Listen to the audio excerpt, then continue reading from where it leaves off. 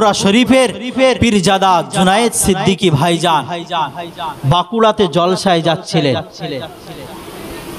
তাকে দেখে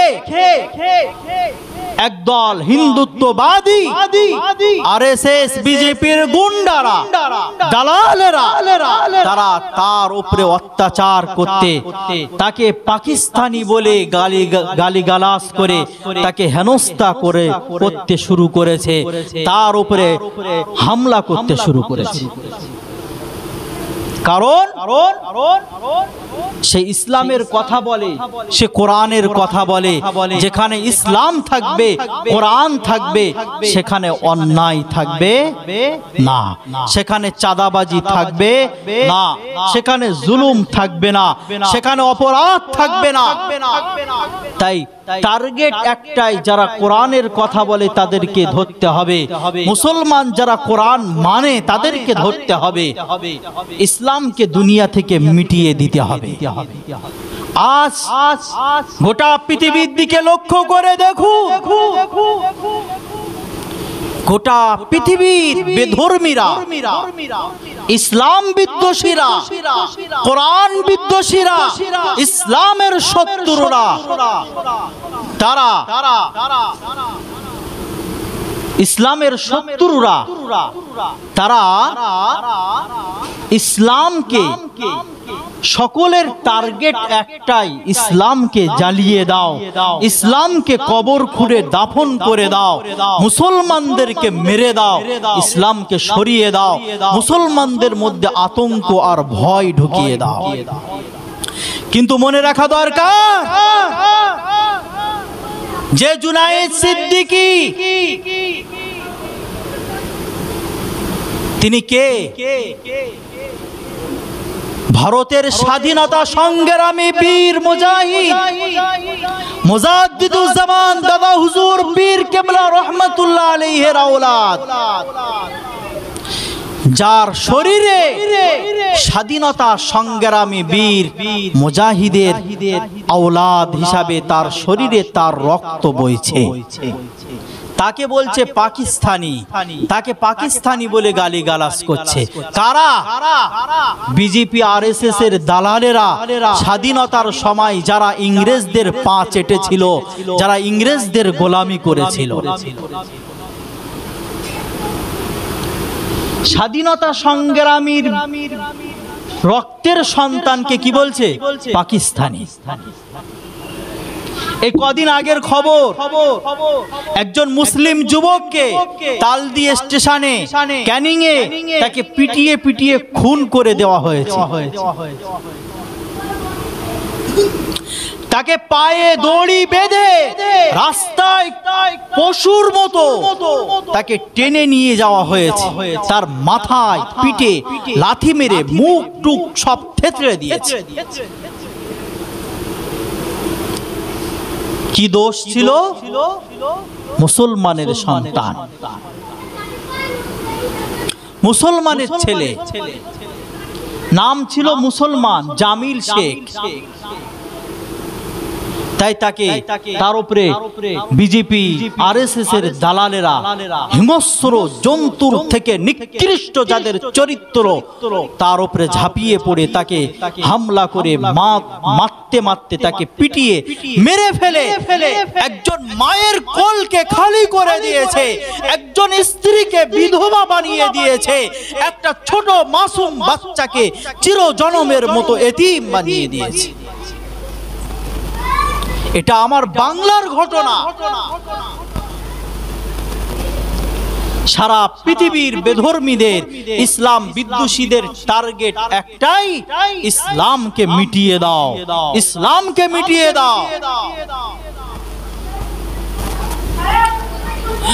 ও ভাইরা আমার, ও নওজোয়ান যুবকেরা, আল্লাহর নবী বিশ্ব নবী হাবিবুল্লাহ সাল্লাল্লাহু আলাইহি ওয়াসাল্লাম ১৫০০ বছর আগে যখন মানুষের মাঝে অন্যায়ের কথাগুলো বলেছিলেন, যখন কোরআনের আয়াত পড়ে পড়ে বলেছিলেন ইন্নামাল খামরু ওয়াল মাইসিরু ওয়াল আনসাবু ওয়াল আজলামু রিজসুম মিন আমালিশ শাইতান,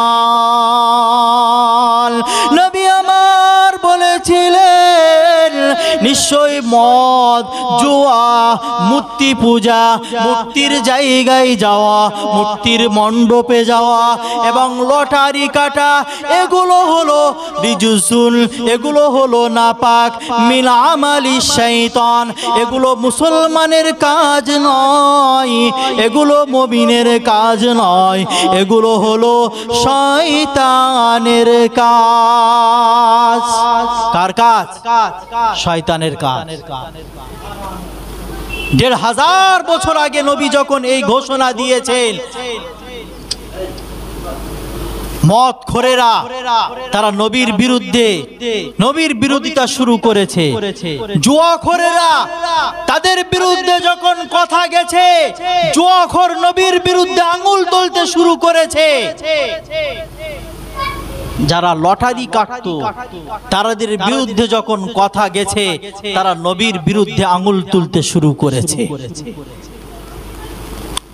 শুধু এখানে শেষ নয়, আল্লাহর নবী বিশ্ব নবী হাবিবুল্লাহ মুহাম্মদুর রাসূলুল্লাহ সাল্লাল্লাহু আলাইহি ওয়াসাল্লাম কোরআন পড়ে যখন শুনিয়ে দিলেন, ইয়া আইয়ুহাল্লাযীনা আমানুত্তাকুল্লাহা ওয়া যারু মা বাকিয়া মিনার রিবা ইন কুনতুম মুমিনিন, এই ইমানদারেরা, এ বিশ্বাসী বান্দারা, তোমরা জুয়া, তোমরা সুদ ঘুষের লেনদেনকে ছেড়ে দাও। সুদ ঘুষকে আজ থেকে তোমাদের উপরে হারাম করা হলো। সুদ ঘুষের অবশিষ্ট লেনদেনগুলোকে বন্ধ করে দাও। ইন কুনতুম মুমিনিন, যদি তোমরা মুমিন হও, ফাইল্লাম তাফআলু, আর যদি না ছাড়ো, ফাদানু বিহারবিম মিনাল্লাহি ওয়া রাসূলি, তাহলে তোমরা আল্লাহ রসুলের সঙ্গে যুদ্ধ করার জন্য প্রস্তুত হয়ে যাও। কার সঙ্গে যুদ্ধ করতে হবে? এই সুদখোর কার সঙ্গে যুদ্ধ করবে? আল্লাহ রসুলের সাথে। ঘুষখোর, সুদখোর, আল্লাহ ঘোষণা দিলেন নবীর মাধ্যম দিয়ে যে তারা যদি সুদ ঘুষ যদি না ছাড়ে, আল্লাহ রসুলের সঙ্গে যুদ্ধ করতে যেন তারা প্রস্তুত হয়ে যায়। এই কথা যখন বললেন, সুদখোর, ঘুষখোর তারা নবীর বিরুদ্ধে আঙুল তুলতে শুরু করলো। নবীকে কিভাবে শেষ করে দেওয়া যায়, ইসলামকে, ফুটন্ত ইসলাম,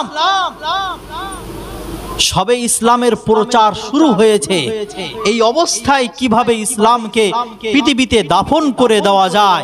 না হলে ইসলাম যত বাড়বে, সুদের লেনদেন বন্ধ হবে, ঘুষের লেনদেন বন্ধ হবে, মদ জুয়া বন্ধ হবে, তাদের ব্যবসা বন্ধ হয়ে যাবে। নবীকে তারা অত্যাচার জুলুম করতে করতে করতে করতে এক পর্যায়ে তারা মারার প্ল্যান করে নিল। আল্লাহ নবী বিশ্ব নবী হাবিবুল্লাহ সাল্লাল্লাহু আলাইহি ওয়াসাল্লাম রাত্রে ঘুমিয়ে আছেন। হঠাৎ জিবরাইল আমিন এসে হাজির। বেঈমানেরা গোপনে গোপনে বৈঠক করে নবীকে হত্যা করবে বলে তারা তলোয়ার নিয়ে নবীর বাড়িকে পুরো ঘিরে ফেলল। আল্লাহর হাবিব সাল্লাল্লাহু আলাইহি ওয়াসাল্লাম ঘুমিয়ে আছে, জিবরাইল আলাইহিস সালাম এসে হাজির হয়ে গেছে। আসসালামু আলাইকা ইয়া রাসূলুল্লাহ ইয়া হাবিবাল্লাহ।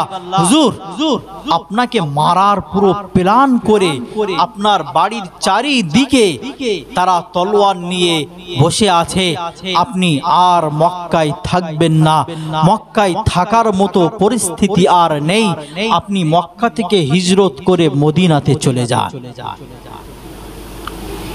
জুলুম করতে করতে, নবীর প্রতি অত্যাচার করতে করতে এই পর্যায়ে পৌঁছে গেল, নবীকে মক্কা ছেড়ে দিতে হলো, নিজের বাসভূমি ছেড়ে দিতে হলো, নিজের জন্মস্থান ছেড়ে দিতে হলো, খানায়ে কাবা ছেড়ে দিতে হলো, নিজের মাতৃত্ব স্থান ছেড়ে দিয়ে মক্কা ছেড়ে মদিনাতে চলে যেতে হলো। ও ভাইরা আমার, আল্লাহ নবী, বিশ্ব নবী হাবিবুল্লাহ জনাবে মুহাম্মদুর রাসূলুল্লাহ সাল্লাল্লাহু আলাইহি ওয়াসাল্লাম ঘুমিয়ে আছেন। জিবরাইল আমিন এসে হাজির হয়ে গেল। আসসালামু আলাইকা ইয়া রাসূলুল্লাহ, ইয়া হাবিবাল্লাহ, আপনার আর মক্কায় থাকার মতো কোনো পরিস্থিতি নাই, আপনি দয়া করে মদিনাতে চলে যান, আপনি দয়া করে মদিনাতে চলে যান, আপনি দয়া করে আপনি মদিনাতে পৌঁছে যান। আল্লাহর নবী মদিনাতে চলে যাওয়ার জন্য রেডি হয়ে গেলেন। আল্লাহ রাসূল সাল্লাল্লাহু আলাইহি ওয়াসাল্লাম আর জিবরাইল আমিনকে জিজ্ঞাসা করছেন, ও ভাই জিবরাইল, আমি এখন কেমন করে বার হয়ে যাব, আমি এখন কেমন করে বার হয়ে যাব?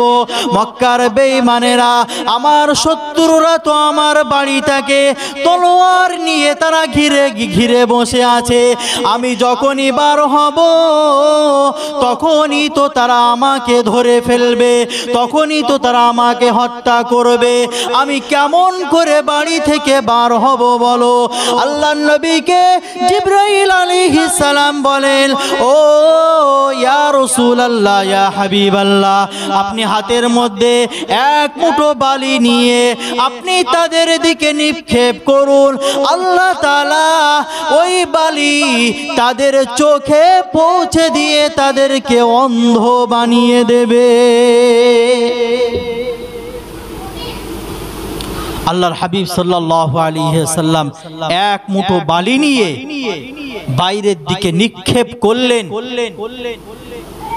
সঙ্গে সঙ্গে সেই বালি বেঈমানেরা যারা রাসূলুল্লাহর বাড়িকে ঘিরে রাসূলুল্লাহকে মারার প্ল্যান করে, হত্যা করার প্ল্যান করে যারা তলোয়ার নিয়ে ঘিরে বসেছিল, আল্লাহর নবী সাল্লাল্লাহু আলাইহি ওয়াসাল্লাম যখন এক মুঠো বালি যখন ছুঁড়ে দিলেন, তাদের চোখে চোখে যখন পৌঁছে গেল।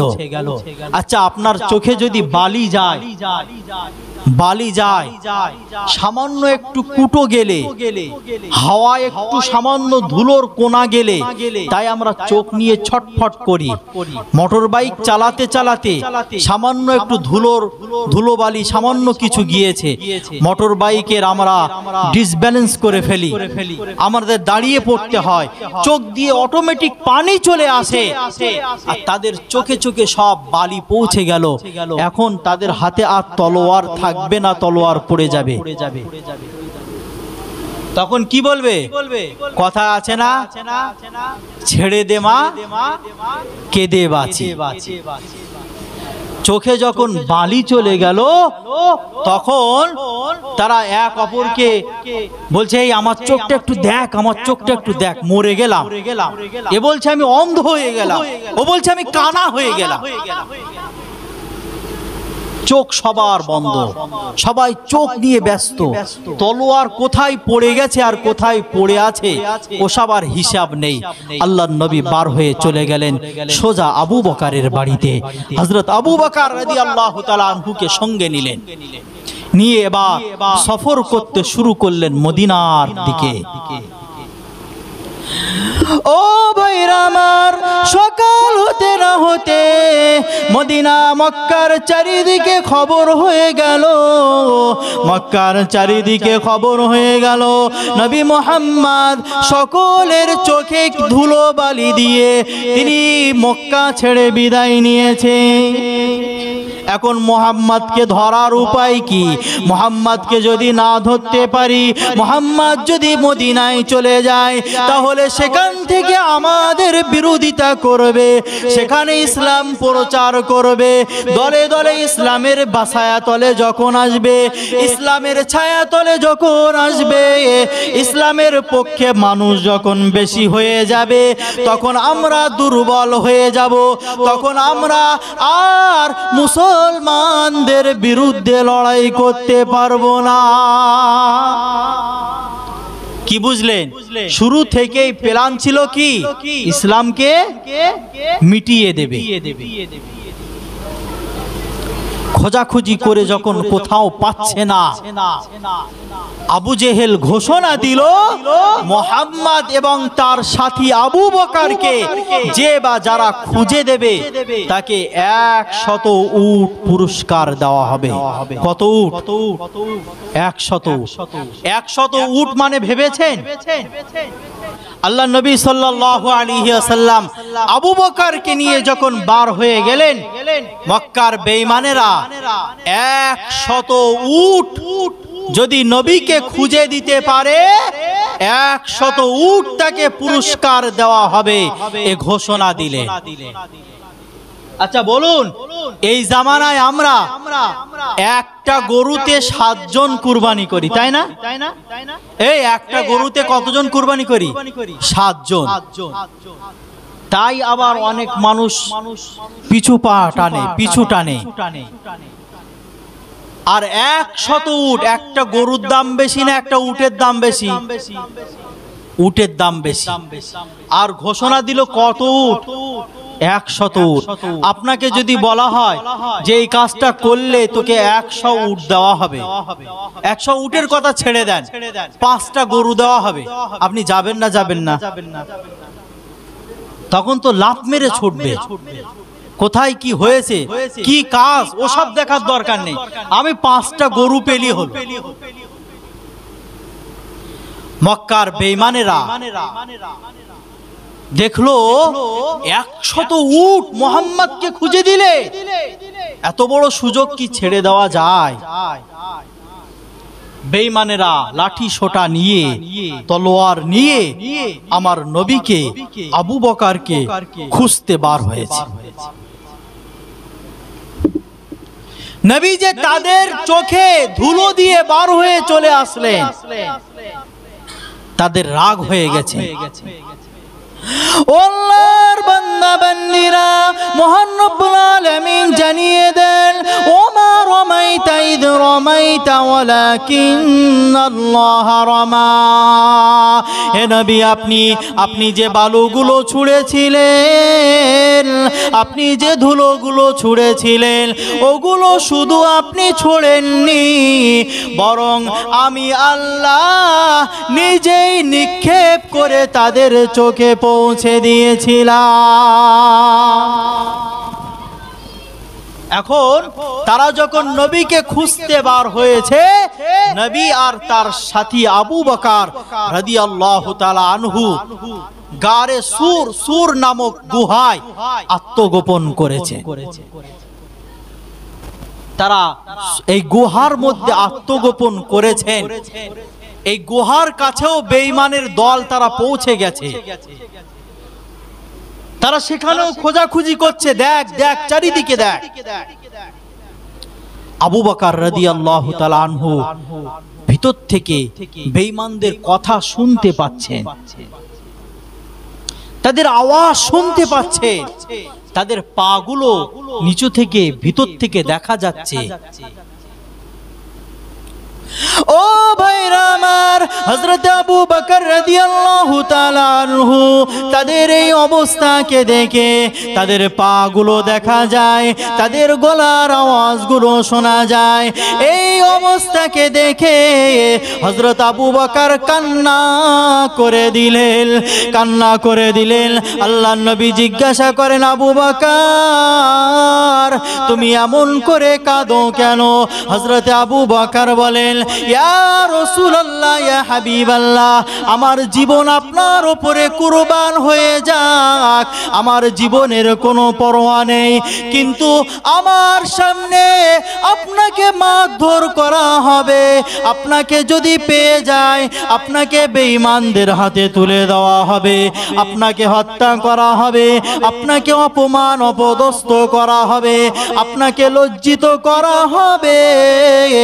আমি আবু বকর এই চোখ দিয়ে কিভাবে সেইগুলো দেখব? আমি এই জন্য ইয়া রাসূলুল্লাহ কান্না করতে শুরু করেছি। কি মহব্বত আবু বকরের ভিতরে ছিল।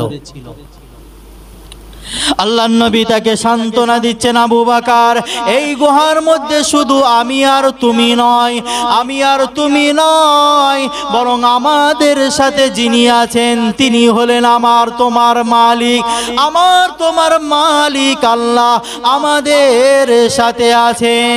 আল্লাহ পাক রব্বুল আলামিন কোরআনের আয়াত নাযিল করে জানিয়ে দেন, ইযহুমা ফিল গারি ইয ইয়াকুলু লিসাহিবিহি লা তাহজান ইন্নাল্লাহ মা'ানা।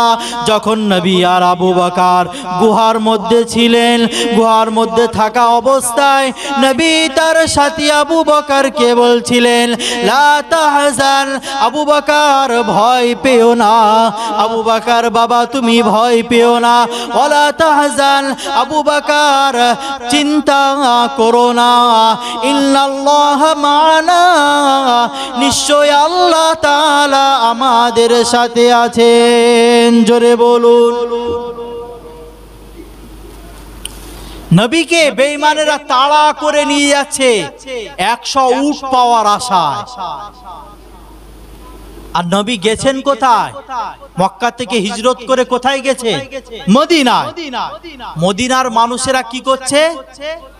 নবীকে পাওয়ার জন্য তারা জশ্ন মানাচ্ছে, নবীকে পাওয়ার জন্য তারা উৎসব পালন করছে। জোরে বলুন না সুবহানাল্লাহ। ও ভাইরা আমার, মদিনার মানুষেরা আমার নবীকে পাওয়ার জন্য উৎসব মানাচ্ছে। আমার নবীকে পাওয়ার জন্য মদিনার প্রবেশ পথে পাহাড়ের উপরে নওজোয়ান যুবকেরা পাহাড়ের উপরে উঠতে শুরু করেছে। আমার নবীকে কে আগে সর্বপ্রথম দেখতে পায়? কে আগে সর্বপ্রথম আমার নবীকে সালাম দিতে পারে? এদিকে বেঈমানেরা তাড়াচ্ছে আর ওদিকে পাহাড়ের উপরে উঠছে মদিনার যুবকেরা। কে আগে নবীকে দেখতে পায়? যে আগে দেখতে পাবে সে ধন্য। জোরে বলুন না সুবহানাল্লাহ।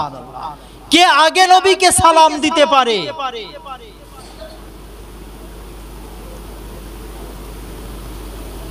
আল্লাহর নবী বিশ্ব নবী হাবিবুল্লাহ মদিনার বুকে গুটি গুটি পায়ে আল্লাহর নবী বিশ্ব নবী হাবিবুল্লাহ মদিনাতে পৌঁছে গেলেন।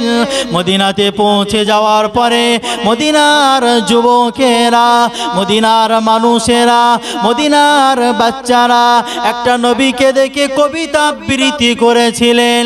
তলাআল বাদরু আলাইনা মিন সানিআতি الوداع وجب الشكر علينا ما دعا لله داعي।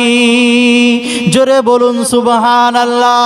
নবীকে দেখে মক্কার মদিনার মানুষেরা, মদিনার যুবকেরা, মদিনার বাচ্চারা আমার নবীকে দেখে তারা কবিতা আবৃত্তি করে। তলাআল বাদরু আলাইনা মিন সানিয়াতিল ওয়াদাই। মদিনায় মক্কা থেকে আগত, মক্কা থেকে আগত মদিনাতে আমাদের কাছে আকাশের পূর্ণিমার চাঁদ এসে গেছে। তলাআল বাদরু আলাইনা, আকাশের পূর্ণিমার চাঁদ আমাদের কাছে উদিত হয়েছে। ওয়াজাবা শুকরু আলাইনা, আমাদের তার শুকরিয়া করা ওয়াজিব হয়ে গেছে, তাকে মানা ওয়াজিব হয়ে গেছে, তার অনুসরণ করা ওয়াজিব হয়ে গেছে। মাদা লিল্লাহি দাঈ, যতদিন পর্যন্ত এই জমিনে আল্লাহকে ডাকার মতো একজন ব্যক্তি থাকবে, ততদিন পর্যন্ত নবীর মানা ওয়াজিব হয়ে গেছে। মদিনার মানুষেরা তাড়িয়েছে আর মক্কার মানুষেরা তাড়িয়েছে, আর মদিনার মানুষেরা নবীকে কবিতা আবৃত্তি করে তাকে গ্রহণ করে নিয়েছে।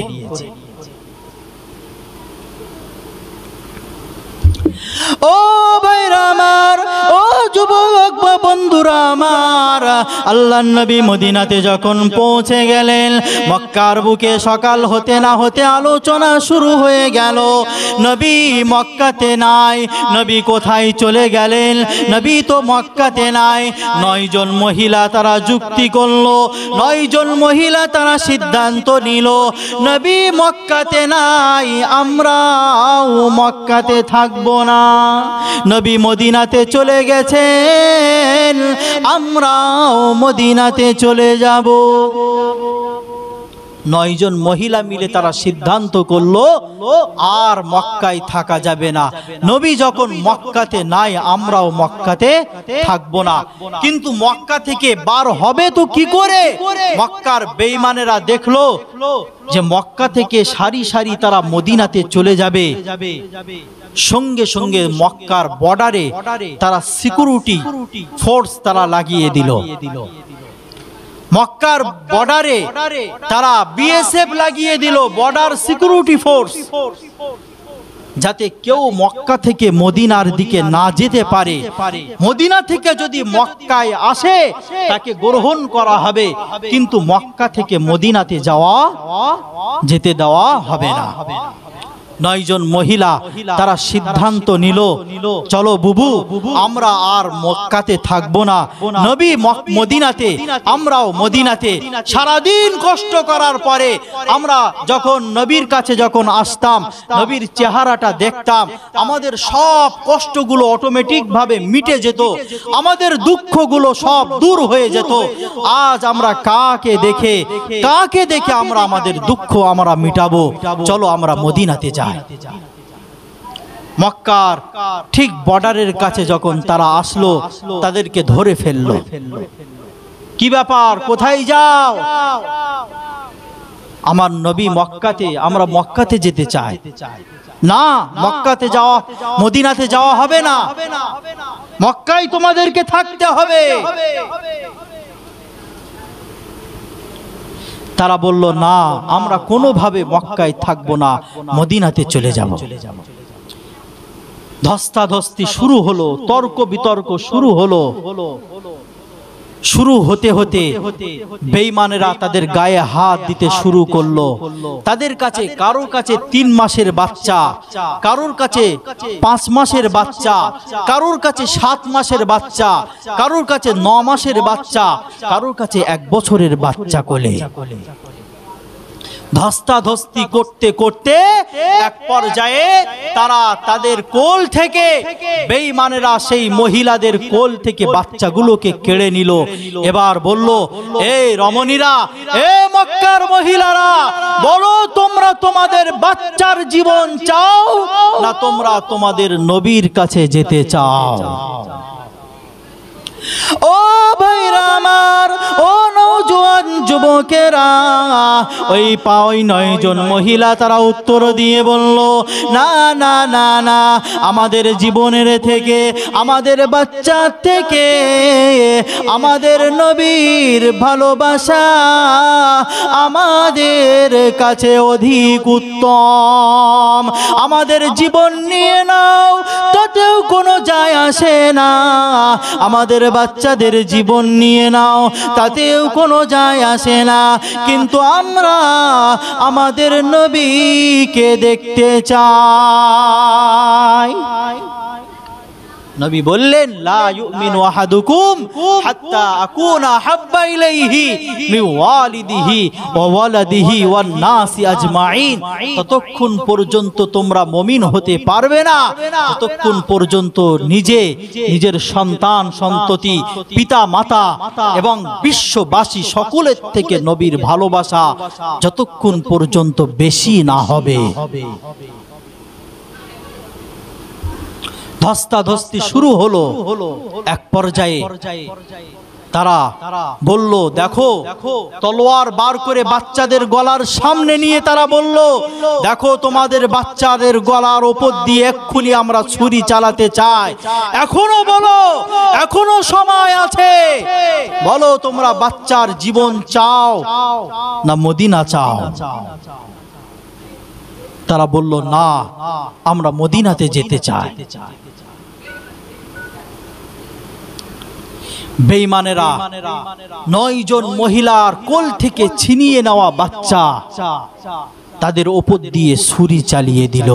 জোরে বলুন নাউজুবিল্লাহ। তাদের পেটে রাখা বাচ্চা, দুধ পান করানো বাচ্চা, তাদের উপর দিয়ে ছুরি চালিয়ে তাদেরকে টুকরো টুকরো করে দিল।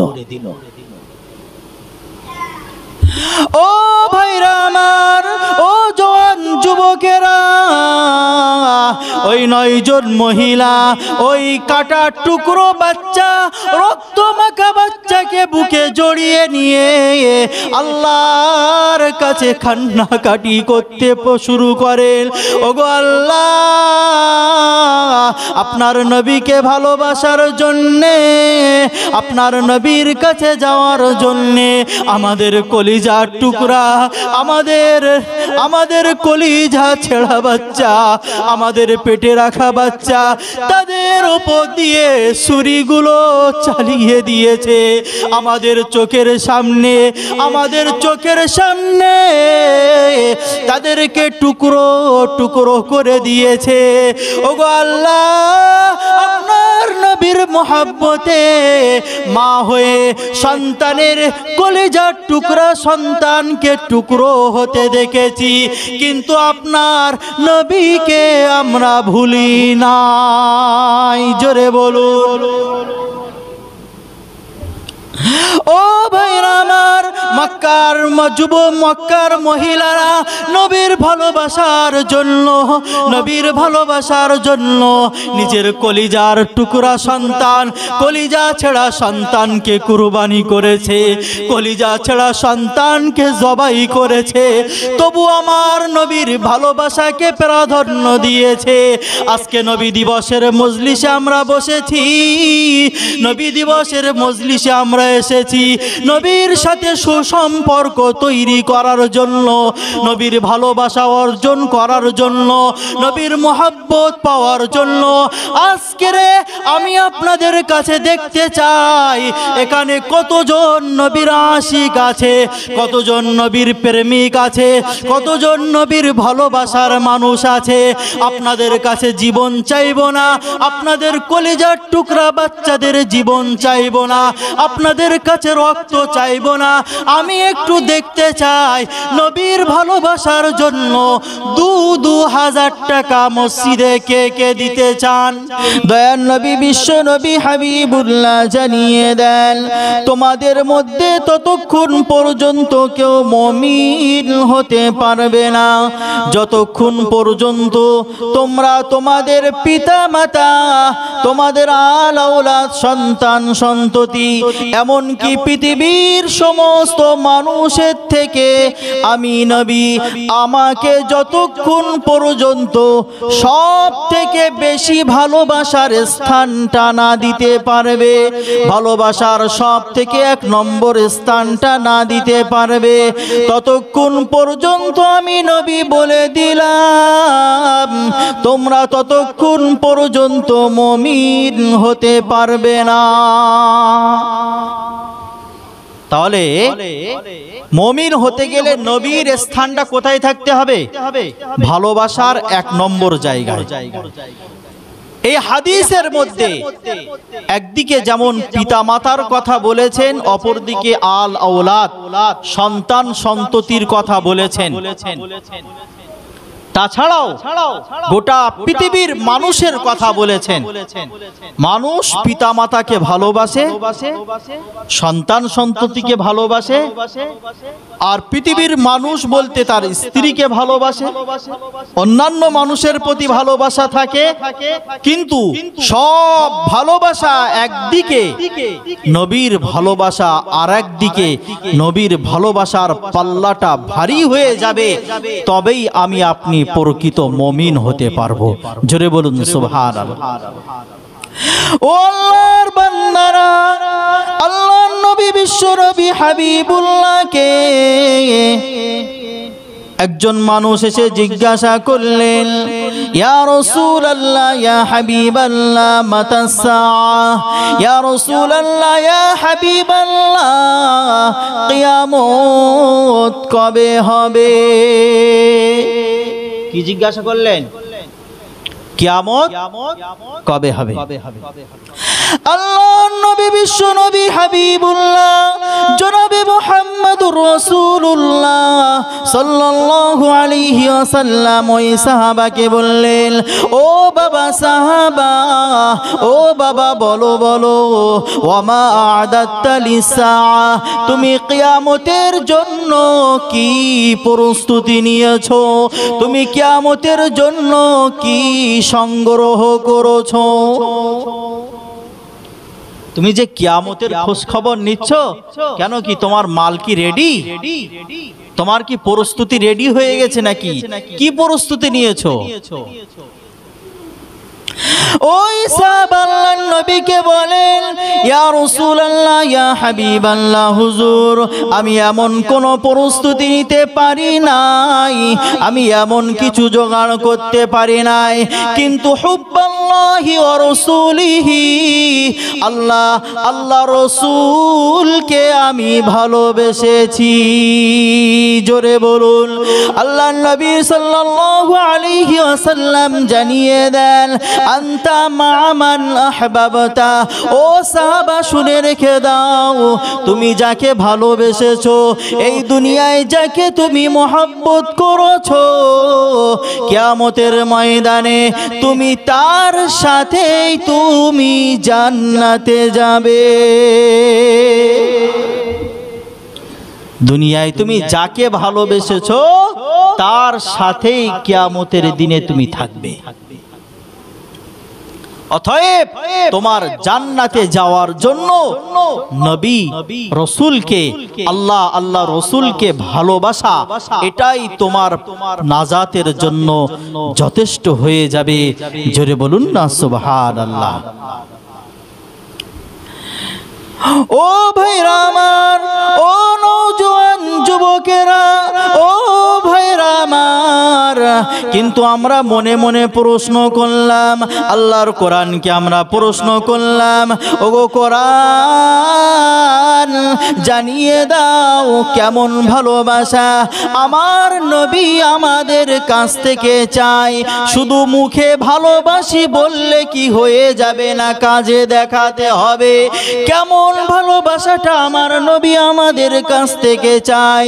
কোরআন তার জবাবে বলে, কুল ইন কুনতুম তুহিব্বুনাল্লাহ ফাত্তাবিউনি ইউহিব্বুকুমুল্লাহ ওয়া ইয়াগফির লাকুম যুনুবাকুম আল্লাহু গফুরুর রহিম।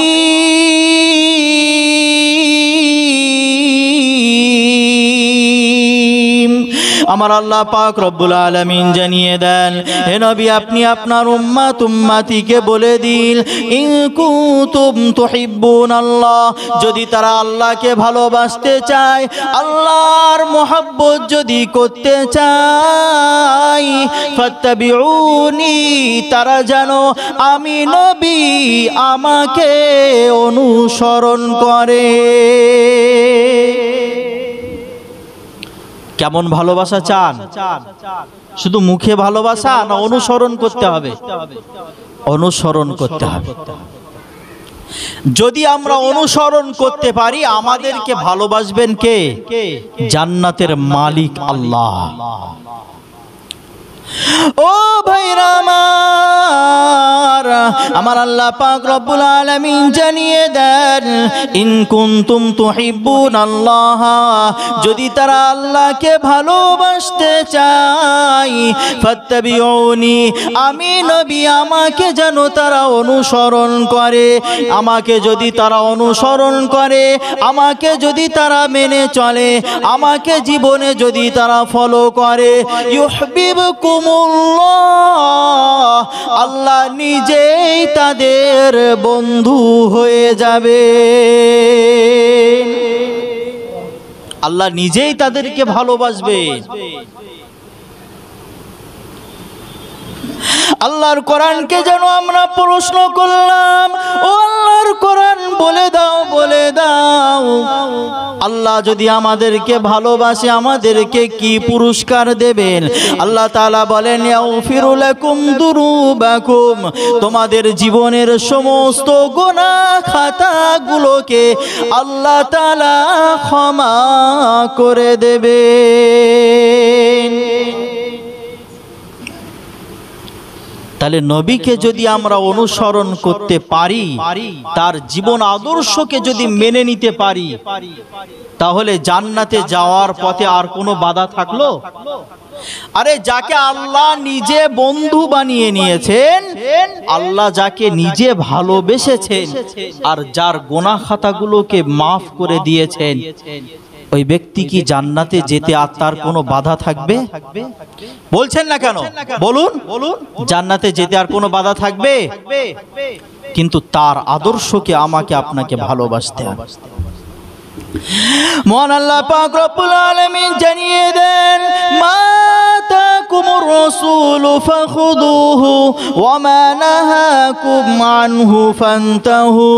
তার আদর্শকে ভালোবাসা বলতে কি বোঝায়? আদর্শকে ভালোবাসা মানে নবী যেটা তোমাদের কাছে নিয়ে এসে দিয়েছেন, যেটা তোমাদেরকে করতে বলেছেন, যেটা তোমাদের কাছে নিয়ে এসেছেন, সেটাকে তোমরা গ্রহণ করে নাও।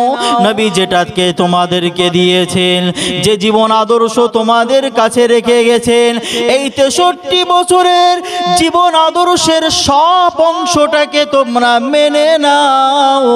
ওয়া নাহাকুম আনহু ফান্তাহু, আর নবী যেটা থেকে তোমাদেরকে নিষেধ করেছেন, তোমরা সেই সমস্ত কিছুটা তোমরা তা থেকে জীবনের মতো বর্জন করে সেটা থেকে চিরকালের মতো দূরে সরে যাও। এর নামই হলো নবীর আদর্শকে মানা। নবী যেটা দিয়েছেন 63 বছরের জীবনে, সেটাকে মানো, আর যেটাকে ছাড়তে বলেছেন সেটাকে ছেড়ে দাও। ও ভাইরা আমার, ও বাবাজিরা ভাইরা আমার, আমার আল্লাহ পাক রব্বুল আলামিন জানিয়ে দিয়েছেন, লাকাদ কানা লাকুম ফি রাসূলিল্লাহি উসওয়াতুন হাসানা। নিশ্চয় নিশ্চয় তোমাদের জন্য রাসূলুল্লাহর জীবন আদর্শের মধ্যে, রাসূলুল্লাহর 63 বছরের জীবনের মধ্যে তোমাদের জন্য উত্তম আদর্শ নিহিত রয়েছে। তুমি একজন বালক, তোমার বাল্যকালকে কেমন ভাবে কাটাতে হবে, তোমার শৈশবকালকে কেমন ভাবে কাটাতে হবে, যৌবনকালকে কেমন ভাবে কাটাতে হবে, তোমার বৃদ্ধকালকে কেমন ভাবে কাটাতে হবে, তোমার বৈবাহিক জীবনকে কেমন ভাবে কাটাতে হবে, তোমার স্ত্রীর সঙ্গে কেমন ব্যবহার করতে হবে, তুমি নেতা, তোমার নেতৃত্ব কেমন হতে হবে, তুমি একজন দায়িত্বশীল, তোমার দায়িত্বটা কেমন হতে হবে, তুমি একজন বাবা, বাবা হিসাবে তোমার সন্তানের উপরে দায়িত্বটা কেমন থাকবে? তুমি একজন শ্বশুর হয়েছো, শ্বশুর হিসাবে তোমার বৌমার উপরে কেমন ভাবে দায়িত্ব পালন করতে হবে? শ্বশুর হিসাবে তোমার জামাইয়ের উপরে কেমন ভাবে দায়িত্ব পালন করতে হবে? তুমি একজন ব্যবসায়ী মানুষ, ব্যবসায়ী হিসাবে তোমাকে কেমন দায়িত্ব পালন করতে হবে? আল্লাহ রাসূল সাল্লাল্লাহু আলাইহি ওয়াসাল্লামের 63 বছরের জীবনের মধ্যে ফি রাসূলিল্লাহি উসওয়াতুন হাসানা, তোমাদের জন্য উত্তম আদর্শ নিহিত রয়েছে। রাসূলুল্লাহর আদর্শের বাইরে আর কোন আদর্শ, কোন রীতি নীতি মুসলমান গ্রহণ করতে পারে না। আপনি সব অবস্থায় রাসূলুল্লাহর আদর্শকে আমাকে আপনাকে গ্রহণ করতে হবেই, তবেই আমি আপনি ঈমানদার হিসাবে সফল হতে পারবো, তবেই আমি আপনি ঈমানদার হিসাবে আল্লাহর কাছে আমরা সফলতা লাভ করতে পারবো এবং জান্নাতের কাছাকাছি আমরা পৌঁছাতে পারবো। আল্লাহর নবী সাল্লাল্লাহু আলাইহি ওয়াসাল্লাম এই দুনিয়ার বুকে মানুষকে সঠিক পথ দেখানোর জন্য তার জীবন আদর্শের মাধ্যম দিয়ে বাস্তব প্র্যাকটিক্যালে মানুষকে দেখানোর জন্য, বোঝানোর জন্য, শেখানোর জন্য আল্লাহর হাবিব সাল্লাল্লাহু আলাইহি সাল্লাম 63 বছরের জীবন আদর্শ আমাদের কাছে দিয়ে গেছে। এই নবীকে আল্লাহ তাআলা এত বড় নিয়ামত বানিয়েছেন, এত বড় অনুগ্রহ আল্লাহ তাআলা আমাদের উপরে করেছেন নবীকে পাঠিয়ে। আল্লাহ তাআলা নিজেই কোরআনের মধ্যে বলছেন, লাকাদ মান্নাল্লাহু আলাল মুমিনিনা ইয বাআতা ফীহিম রাসূলাম মিন আনফুসিহিম। মহান আল্লাহ রাব্বুল আলামিন জানিয়ে দেন, ও বিশ্বের মানুষেরা শুনে রেখে দাও, আমি আল্লাহ মুমিনদের উপরে সব থেকে বড় ইহসান করেছি, অনুগ্রহ করেছি। আমি মুমিনদের প্রতি বড় দয়া করেছি। ফি রাসূলিল্লাহ লাকাদ মান্নাল্লাহু আলাল মুমিনিনা ইয বাআতা ফীহিম রাসূলাম মিন আনফুসিহিম। তাদের কাছে আমি আমার প্রিয় নবী, প্রিয় হাবিবকে তাদের মাঝে, তাদের কাছে প্রেরণ করেছি। জোরে বলুন। এটা আল্লাহ পাকের মস্ত বড় অনুগ্রহ যে আমরা এই নবীর উম্মত হতে পেরেছি।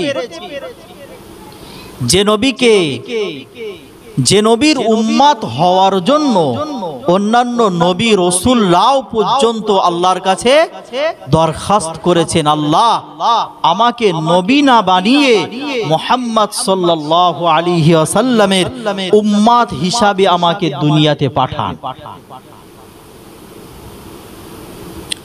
সেই নবীর উম্মত যে আমরা হতে পেরেছি, আমাদেরকে সেই নবীর উম্মত হিসাবে যে আল্লাহ পাঠিয়েছেন, আল্লাহ বলছেন যেটা আমার সব থেকে মস্ত বড় অনুগ্রহ। এত বড় দামি মানুষকে, এত বড় মহামানবকে যে আমাদের কাছে পাঠিয়েছেন। আচ্ছা, যে যত দামি হয় তার দায়িত্ব তত বেশি হয় না কম হয়? বেশি হয়। এই গ্রামের এলাকার যে প্রধান, তার দায়িত্ব আর একজন সাধারণ মানুষের দায়িত্ব কি সমান? সমান না। একজন ইমামের দায়িত্ব আর একজন মুক্তাদির দায়িত্ব কি সমান? সমান না। একজন সন্তানের দায়িত্ব আর একজন বাবার দায়িত্ব কি সমান? সমান না। তাহলে বোঝা গেল যে যত দামি হবে পৃথিবীতে তার দাম অনুপাতে তার দায়িত্বটাও তত বেশি হবে। এখন আল্লাহর নবী, বিশ্বনবী হাবিবুল্লাহ সাল্লাল্লাহু আলাইহি ওয়াসাল্লাম এই ধরার বুকে সবথেকে দামি মানুষ, ঠিক কিনা?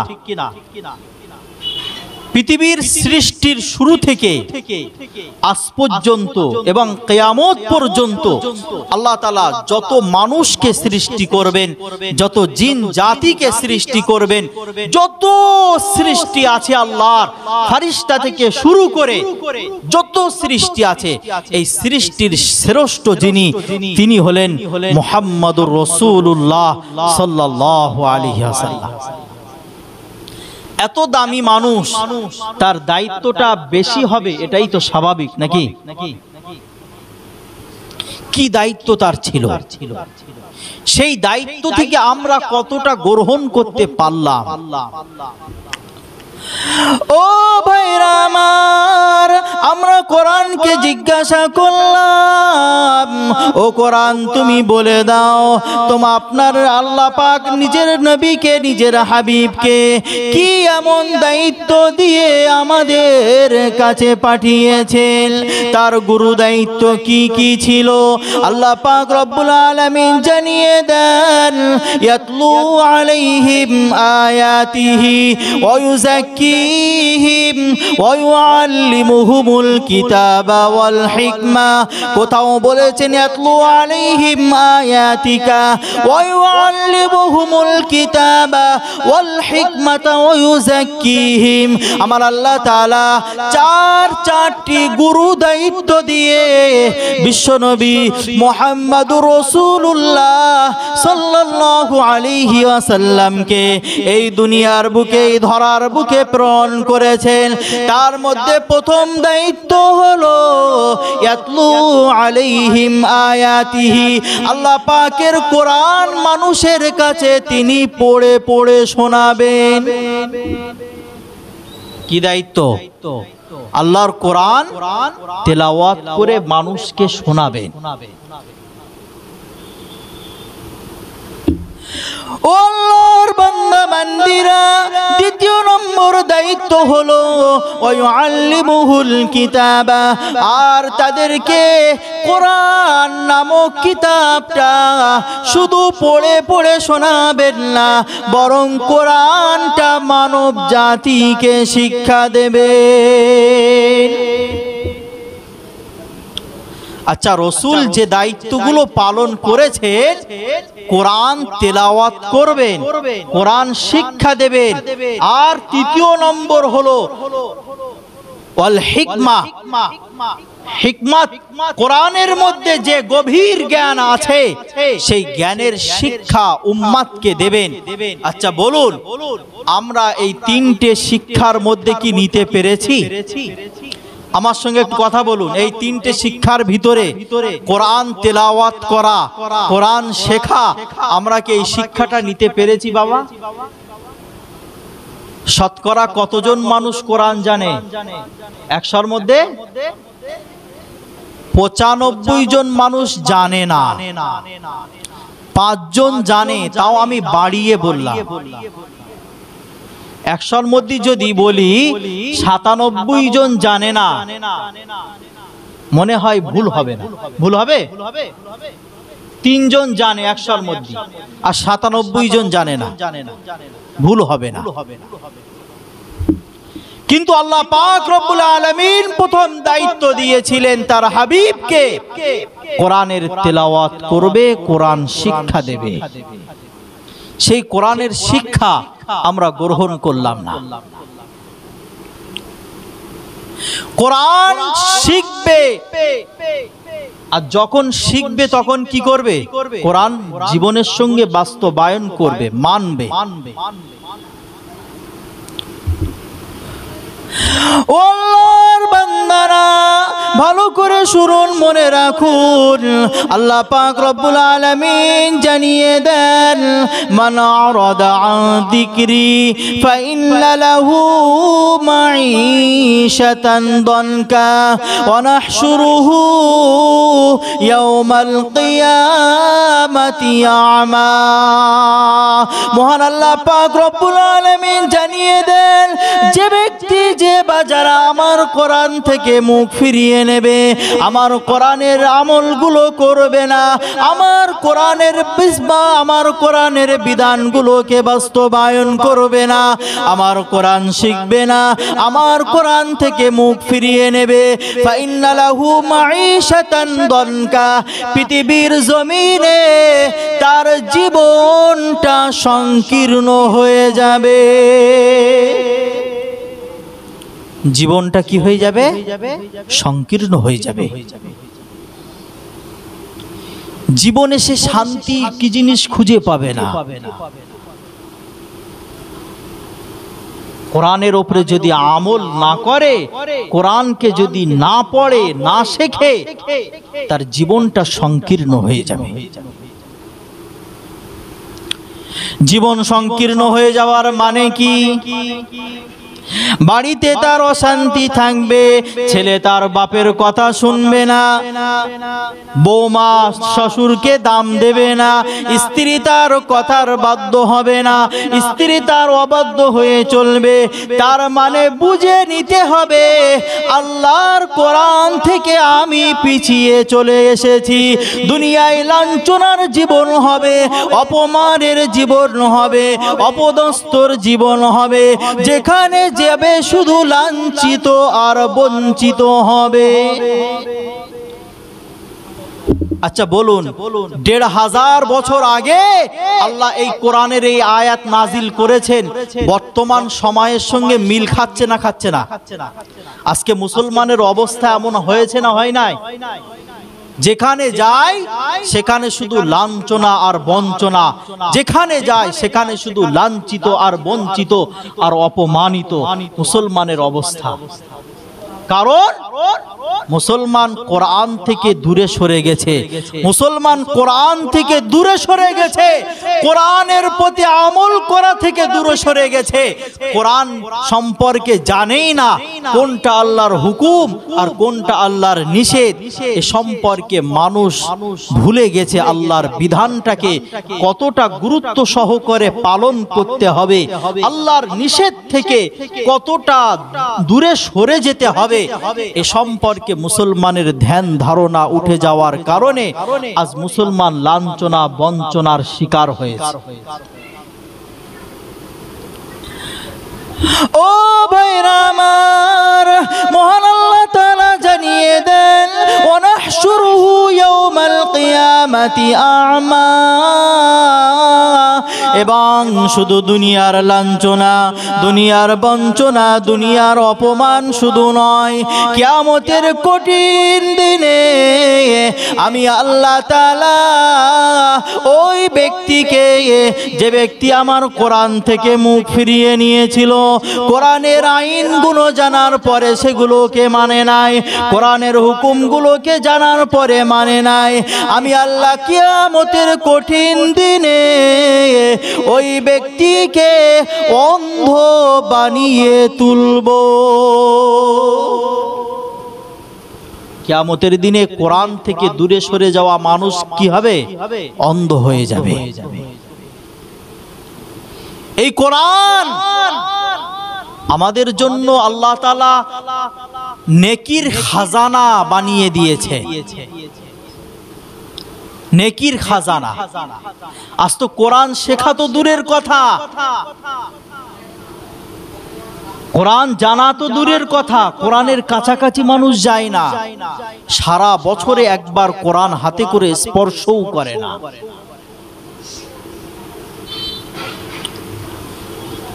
20 বছর ধরে নামাজ পড়ছে, 20 বছর কোরআন জানে না, 20 বছর ধরে নামাজ পড়ছে। জিজ্ঞাসা করছে, চাচা নামাজ তো 20 বছর পড়ছো, 20 বছর হয়ে গেল, একটু সূরা ফাতিহাটা বলবে চাচা? তাহলে হ্যাঁ বলবো, বলবো না কেন, বলো একটু। তা শুরু করে দিয়েছে, আল্লাহুম্মা সাল্লি আলা সাইয়্যিদিনা, এইটাই তার কাছে সূরা ফাতিহা। বলে চাচা এ কি হচ্ছে, এ তো সূরা ফাতিহা না। কি বলো সূরা ফাতিহা না মানে? আমি তো 20 বছর দিয়ে দিয়েই চালাচ্ছি। কি বুঝলে? 20 বছর ধরে ই দিয়েই চালাচ্ছি, ও সূরা ফাতিহা জানে না, 20 বছর ধরে নামাজ পড়ছে।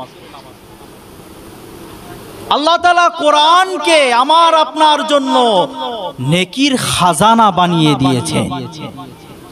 খাজানার ভিতরে না ঢুকলে আপনি বাইরে থেকে নেকি অর্জন করতে পারবেন?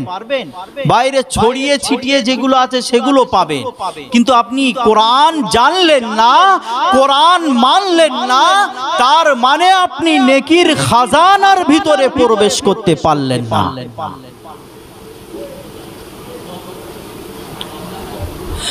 ও ভাইরা আমার, ও জওয়ান যুবকেরা, ও মুরব্বিয়ানেরা, আল্লাহ রাব্বুল আলামিনের হাবিব সাল্লাল্লাহু আলাইহি ওয়াসাল্লাম জানিয়ে দিয়েছেন, মান ক্বারা হারফাম মিন কিতাবিল্লাহ ফালাহু হাসানাতুন ওয়াল হাসানাতু বিআশরি আমসালিহা লা আকুলু আলিফ লাম মিম হারফুন ওয়ালাকিন আলিফুন হারফুন ওয়া লামুন হারফুন ওয়া মিমুন হারফুন।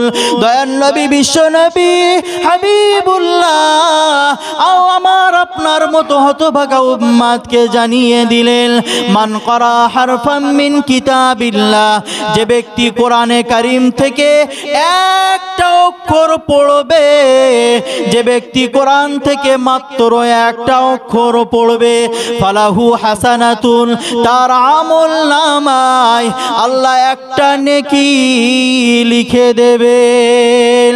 ওই একটা নেকি, ওয়াল হাসানাতু বিআশরি আমসালিহা, ওই একটা নেকি 10 নেকির সমপরিমাণ হয়ে যাবে। একটা অক্ষর পড়লে কটা নেকি? 10টা। কটা? 10টা। এই কোরআনে কয়েক লক্ষ অক্ষর আছে। বুঝেছে কত নেকি? আল্লাহ নবী, বিশ্ব নবী হাবিবুল্লাহ মুহাম্মদুর রাসূলুল্লাহ সাল্লাল্লাহু আলাইহি ওয়াসাল্লাম জানিয়ে দেন, ওয়াল হাসানাতু বিআশরি আমসালিহা, একটা নেকির পরিমাণ 10টা নেকি দেওয়া হবে। লা আকুলু আলিফ লাম মিম হারফুন, ও আমার উম্মত উম্মতি, ও আমার উম্মত উম্মতি, জেনে রেখে দাও, আমি বলছি না আলিফ লাম মিম একটা অক্ষর, আমি বলছি না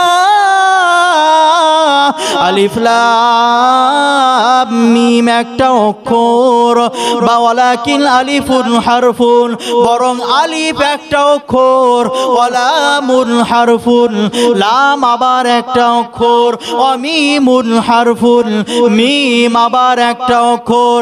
তার মানে আপনি আলিফ লাম মিম এতটুকু শব্দ আপনি পড়ে নিলেন, আপনার আমল নামায় আমার আল্লাহ 30টি নেকি লিখে দিয়েছে।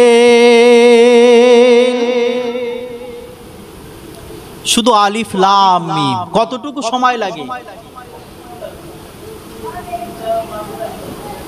30টা নেকি আল্লাহ তাআলা লিখে দিয়েছে।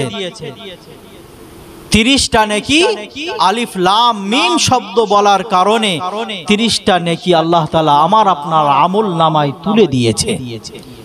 খাজানা খুলবে, একটা অক্ষর উচ্চারণ করবেন, 10টা নেকি সঙ্গে সঙ্গে আপনার অ্যাকাউন্টে জমা হয়ে যাবে। কিন্তু সেই কোরআন আমরা শিখলাম না, কোরআন আমরা শিখলাম না। এর থেকে হতভাগা, এর থেকে কপাল পোড়া জাতি কি হতে পারে?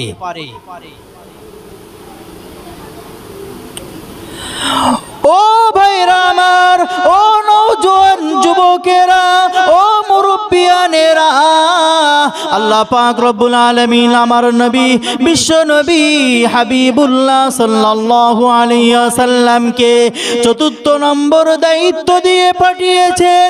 ওয়ায়ুযাক্কিহিম, আমার নবীকে চতুর্থ নম্বর দায়িত্ব দিয়ে পাঠিয়েছেন এই কোরআন পড়ে পড়ে মানুষকে পাক পবিত্র করবে, মানুষকে সংশোধন করবে, মানুষকে তাদেরকে আত্মশুদ্ধি করবে, মানুষকে অন্যায় অপরাধ থেকে তাদেরকে বার করে নিয়ে আসবে।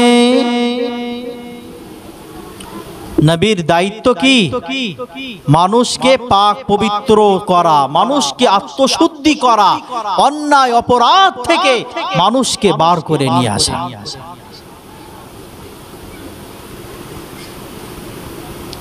আল্লাহর নবী বিশ্ব নবী হাবিবুল্লাহ সাল্লাল্লাহু আলাইহি ওয়াসাল্লাম মক্কার জমিনের বুকে যখন অন্যায়ের বিরুদ্ধে যখন বলেছেন, অন্যায়কে তুলে ধরে মানুষের কাছে যখন বলেছেন, ও বাবা মক্কার মানুষেরা, তোমরা এক আল্লাহকে মেনে নাও, এক আল্লাহর সাথে অন্যকে শরীক করো না, তোমরা জিনা ব্যভিচারী করো না, তোমরা নারী জাতির উপরে অত্যাচার জুলুম করো না, তোমরা মদ খেও না, তোমরা ইচ্ছাকৃতভাবে আল্লাহর হুকুম নামাজকে ছেড়ে দিও না, তোমরা জুয়া খেলো না, তোমরা লটারি কেটো না, তোমরা শরাব পান করো না, তোমরা অন্যায়ভাবে অন্যের মাল আত্মসাৎ করো না।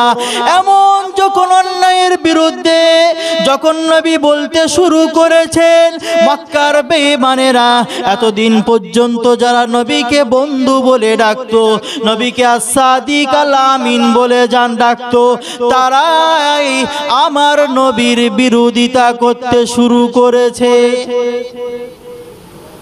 নবী যদি শুধু বলতেন যে আল্লাহর ইবাদত করো আর কোরআন পড়ো,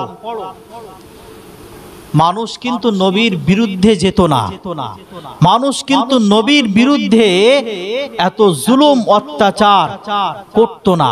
কিন্তু নবী যখন অন্যায়ের বিরুদ্ধে বলেছেন, তাদেরকে আত্মশুদ্ধি করার জন্য, পাক পবিত্র করার জন্য আল্লাহর দেওয়া দায়িত্ব পালন করেছেন, তখন তারা নবীর বিরুদ্ধে তারা ষড়যন্ত্র করা, কুচক্রান্ত করা শুরু করেছে।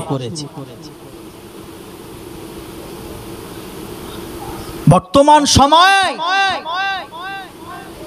এটা শুধু আজকের কথা নয়, সেই যুগ যুগ ধরে চলে আসছে।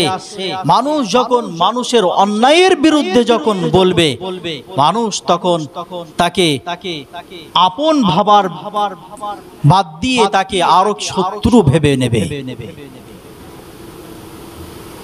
নবী যখন বলেছেন তোমরা মদ পান করা ছেড়ে দাও, সুদ ঘুষ ছেড়ে দাও, নারী জাতির উপরে অত্যাচার করা বন্ধ করো, জুলুম বন্ধ করো, অসহায় দরিদ্র মানুষের উপরে অত্যাচার বন্ধ করো, মানুষের জমি আত্মসাৎ করা বন্ধ করো, তখনই মক্কার মানুষেরা নবীর দুশমন হয়ে গেছে।